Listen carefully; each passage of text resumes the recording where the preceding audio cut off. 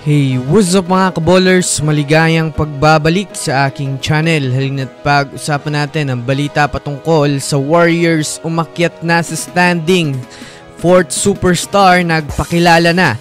At ang balita patungkol naman sa pagbabalik ni Kawhi Leonard ngayon sa NBA. Tara na't pag-usapan natin yan dito sa Basketball Hot Shots.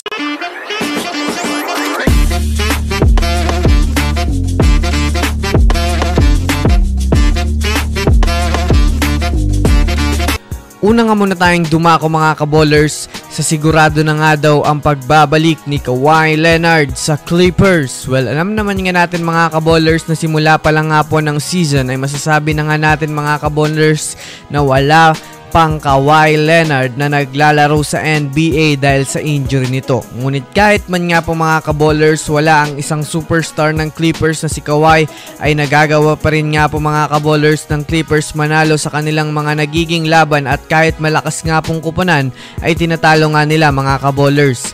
14 wins at 10 losses, yan nga po mga kaballers ang kasalukuyang record ng Clippers, nasa ikapang-6 na pwesto sa Western Conference. Sa katunayan nga niyan, sa kanila nga pong naging 10 laro sa liga ay halos 7 nga pong panalo ang nakuha nila, na masasabi nating maganda talaga ang nilalaro nila ngayon.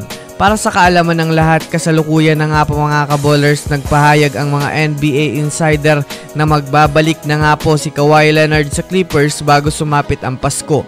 Kaya isang magandang balita nga ito mga kaballers para sa Clippers, dahil sa madadagdagan na naman mga kaballers ang kanilang superstar na maaaring magrason sa kanilang pag-angat sa standings.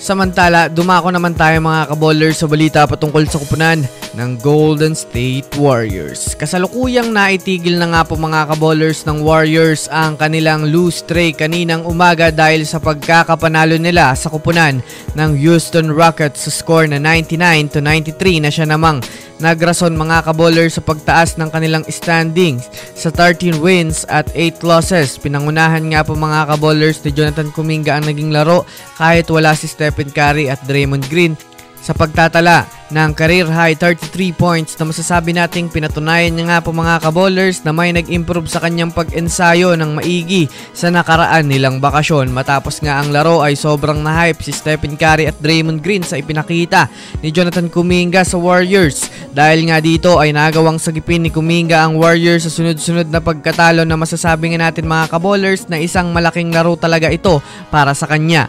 Binigyan naman nga po ito mga kaballers ng madaming papuri ng kanyang mga kakampi sa naging post-game interview nila, dahil na rin naman sa hindi nga daw nila inaasahan na maghahalimaw si JK sa kanilang naging laruan. Kaya isang magandang araw nga ito mga kaballers para sa mga Warriors fans at para sa kupunan ng Golden State Warriors. So yun lamang mga kaballers, yan lang naman ang pag-uusapan natin ngayon. Pindutin na ang subscribe and hit nyo na rin ang notification bell para sa mga susunod na updates sa mundo ng basketball. Again, this is Basketball Hot Shots.